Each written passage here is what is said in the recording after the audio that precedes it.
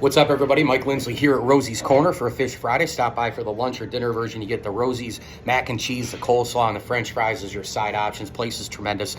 And you can grab the pizza and wing combinations for any and all occasions. And lunch and dinner, they'll be open all day today, all day tomorrow. And don't forget, they're highlighting salads each week. So be on the lookout for that as well. They've got some of those in the cooler. I'll leave that for you as a surprise to go check out what they are. And make sure you follow them on Instagram and see their Facebook page, like their Facebook page. You'll see all those specials there as well. And then we'll loop back around next week for all the comfort food again. Meatloaf Monday, Turkey Slop Tuesday, Chicken and Biscuit Wednesday.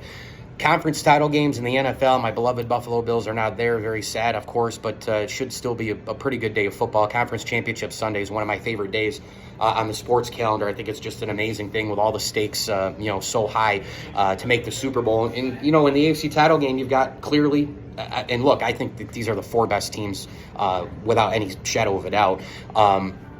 You've got the Bengals and the Chiefs kind of building into a little bit of a rivalry here when you think about it. I mean, Joe Burrow is 3-0 against the Chiefs. Patrick Mahomes hosting another playoff game. He has yet to play a road playoff game, by the way.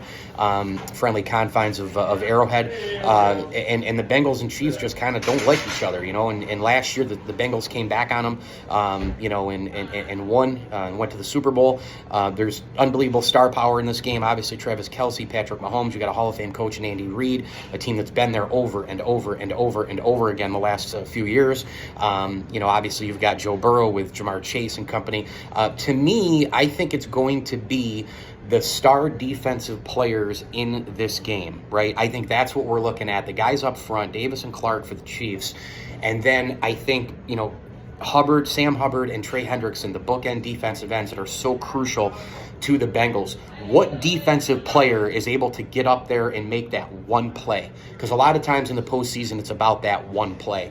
And so I think that the Chiefs actually I just have a weird feeling. I know a lot of people are picking Cincinnati because they can win anywhere, in any conditions. Joe Burrow, ice in his veins. They're the hot team. They're the better team. They're a defensive team. Kansas City's listening to all that stuff. And they lost last year to them. They lost this year to them. Playoffs, regular season. I think Kansas City wins this football game. I got a really weird feeling that they're going to win, and Patrick Mahomes is going to go to his third Super Bowl. I know he's injured. He's banged up. He says he's good to go, but I'm sure he's getting shot up and treated and all that sort of thing every single day of the week here this week. But you know what? Patrick Mahomes at 50, 60, 70% is better than 24, 25 quarterbacks in the league at 100. They're going to design things. Andy Reid and Bieniemy are too smart. They're going to design plays, quick throws, screens, get Pacheco involved, get Hardman involved, get Juju involved, get Sky Moore involved. There's going to be a lot of design runs. There's going to be a lot of schematic stuff, putting people in motion, right? Jet sweeps. I could see some short passes to start it. Travis Kelce's going to get his. I'm going to pick Kansas City. I think they get one huge turnover in the fourth quarter. I'm going to pick the Chiefs in this game, 26-23. On the other side of things, this game actually is the one that I'm looking forward to more, 49ers and Eagles. Maybe it's just because it's the NFC and I don't have to think about the Bills for, every second of Sunday. But the reality is, this is a high-octane matchup, man. There's so much on the line here. And remember, 12 teams in the NFL have yet to still win a Super Bowl in franchise history. One of those is Cincinnati. The other three teams that are left, they've all won one. Eagles just a couple years ago with Nick Foles. 49ers have won a ton, obviously, as we know, 4 in the 80s, and then the one with Steve Young and company in the 90s.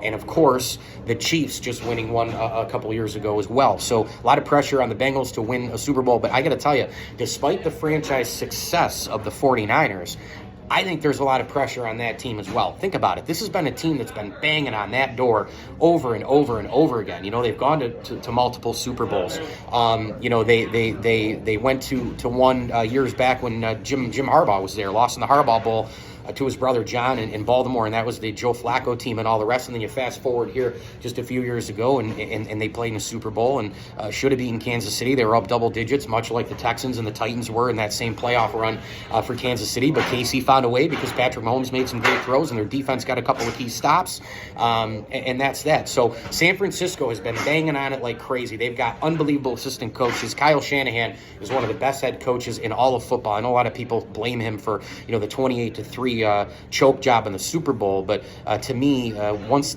the Falcons hit, Julio Jones, they should have just started running the ball. And if Kyle Shanahan didn't want to run the ball, well, the head coach is the CEO of the team. He can override anything. Dan Quinn, I put more of it on him in that situation. But that's for another time. This game here, 49ers and Eagles, can be a raucous atmosphere, of course. And in a weird way, I'm going to pick San Francisco. Look, I think this game could go either way. I think it's a total coin flip. I know most people like Philadelphia because they're at home, but look, they're both very, very complete teams. But I think something happens again with the Chiefs, that key turnover in the fourth quarter. I think something happens with that Niners defense. They have been the best defense in the NFL. They've been one of the best defenses in the NFL for a few years running here. I think it's a Fred Warner strip or a Nick Bosa sack strip or Armstead or somebody doing something on that defensive side of the ball.